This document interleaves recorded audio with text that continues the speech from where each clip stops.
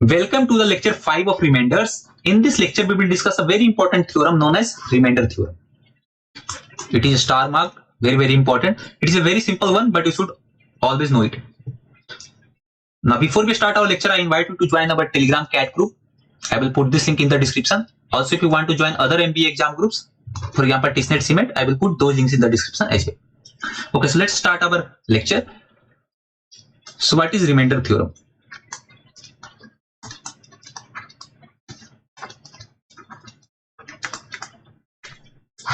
Now, remainder theorem states that let fx be a polynomial and I want to find remainder when I divide it by a linear polynomial x minus a.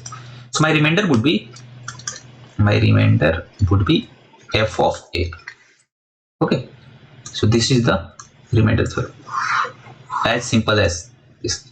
There is nothing more to it. Okay, so if you want to find the remainder, simply plug the value of a in fx. You will get your answer. Okay, so for example, I want to find the remainder when I divide this polynomial by x plus 1. So we have x raised power 51 plus 51 by x plus 1. Now can I rewrite this as x minus of minus 1? Right? X minus minus 1.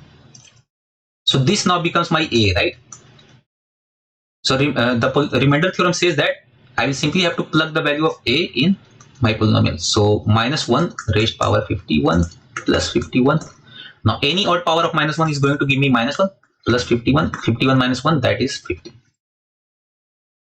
So finally our answer is 50. Let us look one more example. Now here we have x minus 1. So this is my a, 1 is my a, right? A equal to 1.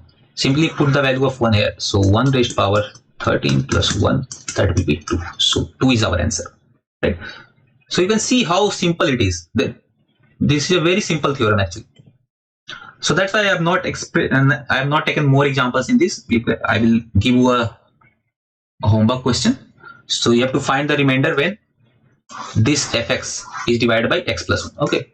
Now I will give you a hint. You can rewrite this as x minus minus 1 and you can simply put the value. Okay. So this is a very easy question. You can put your answer in the comment. Okay. Okay, so thank you, and if you like our content, then please share it with other CAT and MBA exam aspirants. So this lecture is not useful only for CAT, this is also useful for NMAT, SNAP and all the MBA exams, right? So you can share it with other aspirants also. So thank you.